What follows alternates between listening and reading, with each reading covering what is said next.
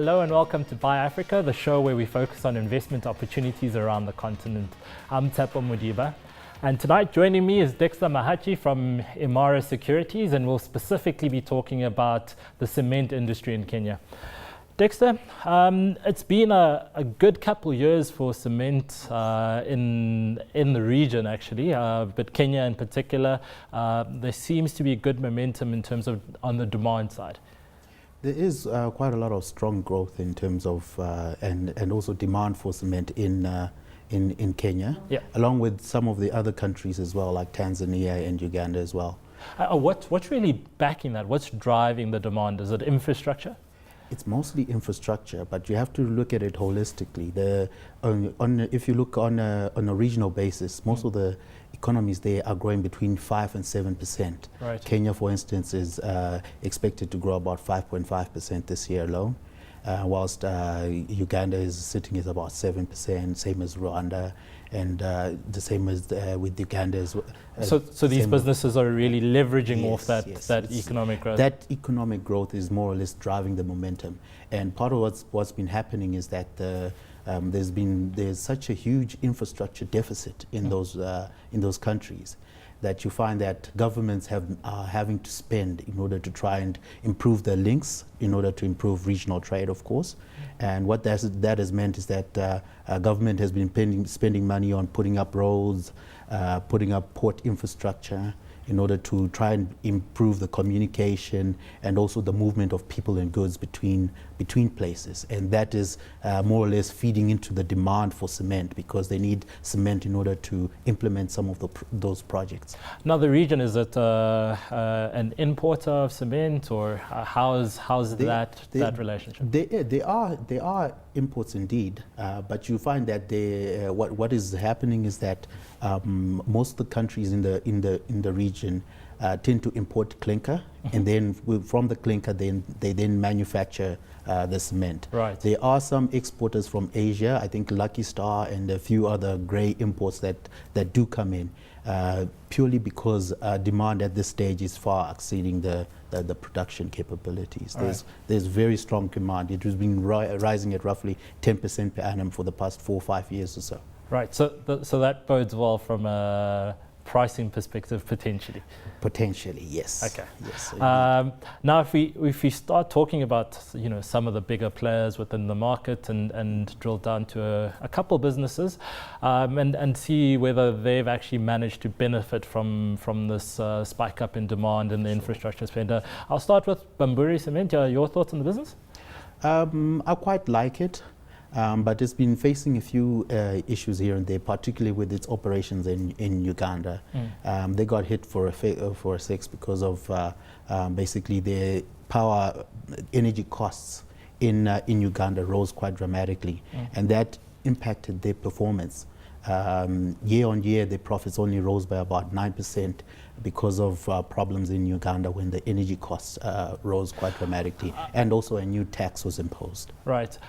Is this something unique to Bamburi in Uganda, or energy costs increase in general? Energy costs increase in general for cement producers in Uganda. Yeah. And Bamburi has one of its subsidiaries in Uganda, and of course it got hit. Bamburi is the largest cement manufacturer in Kenya.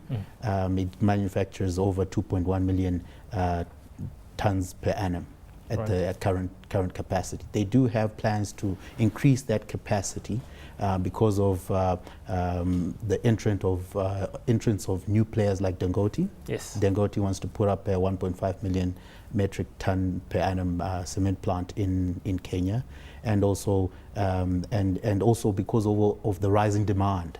That has meant that in order to keep their market share and to keep their dominant position, they're having to also look towards increasing their current capacity. Now, if we go one step beneath the top line and go to operating margins, what are margins like in the country?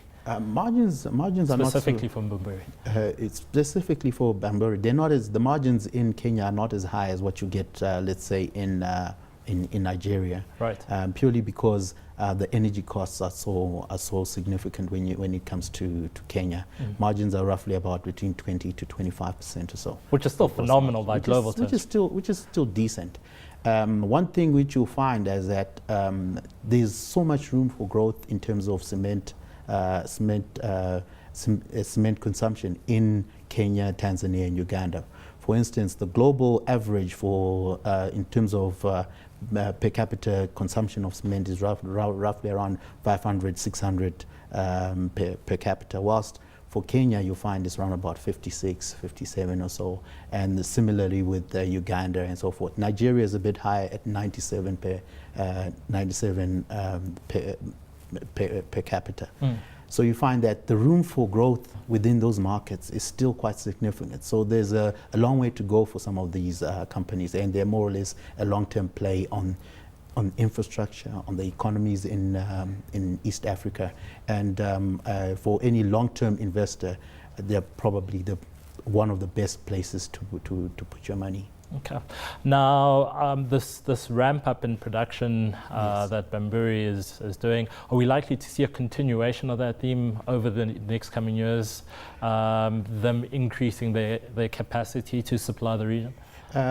Probably, I suppose to some extent it depends on the competitive forces. You must be aware that Bamburi is not the only one which is looking at increasing capacity. Right. Arm Cement, which used to be called At the River Mining, is another player which has been looking towards increasing capacity. Right. And it's been giving it a fair shot with some of its new production which is coming along from Tanga, which is in Tanzania, which is going to come to the fore. Arm was producing roughly about 1.5 million metric tons per annum before that. So we're looking at a significant capacity increase within the next few years, probably adding another 1 million to 2 million metric tons or so.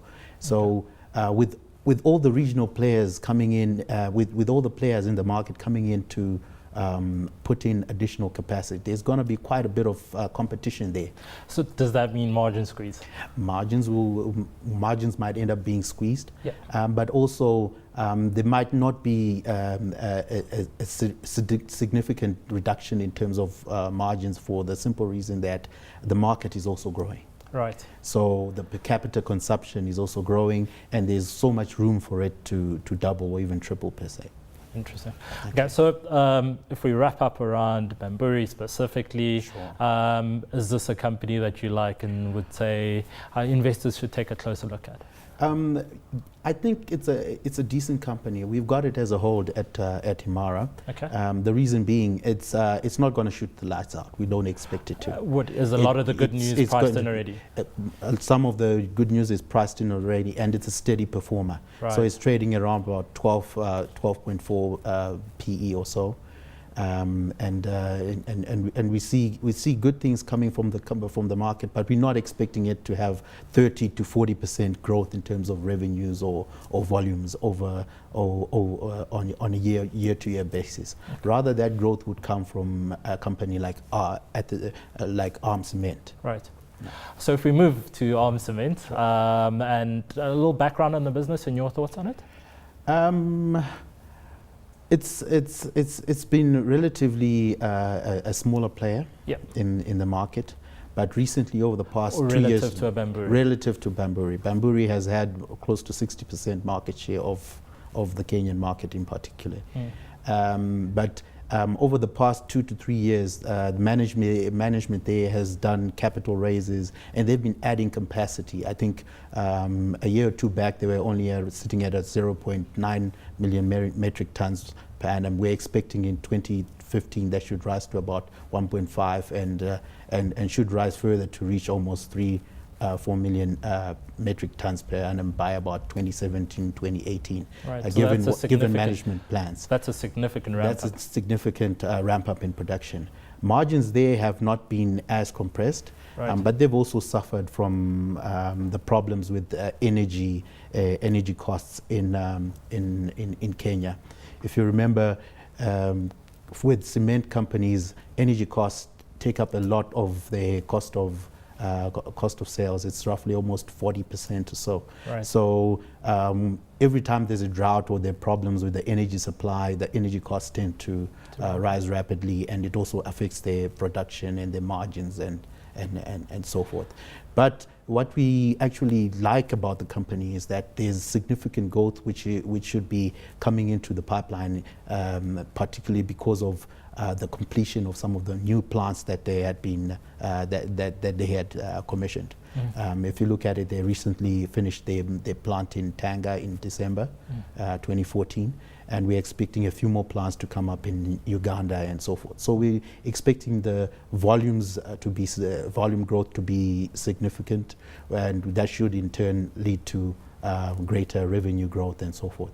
Right. The only problem that we actually see from an ARM cement perspective is that the pricing is a bit too rich. It's trading on a PE of roughly 21.4, 25 times, whereas in anticipation of this exactly big ramp because of all the growth that's coming in, right. whilst Bamburi is trading at about 12.45. So. And the margins for ARM, are they? They're more or less similar to that of Bamburi. What we're actually seeing is the volume growth that is going to drive the earnings right. going forward.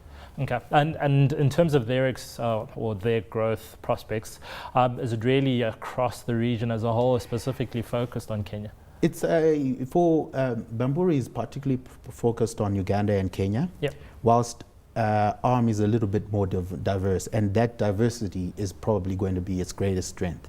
It's got operations in Uganda, it's got operations starting off in Tanzania, and it's got operations also in Kenya as well. So it gives a wider perspective. They're looking at starting off operations in South Sudan as well.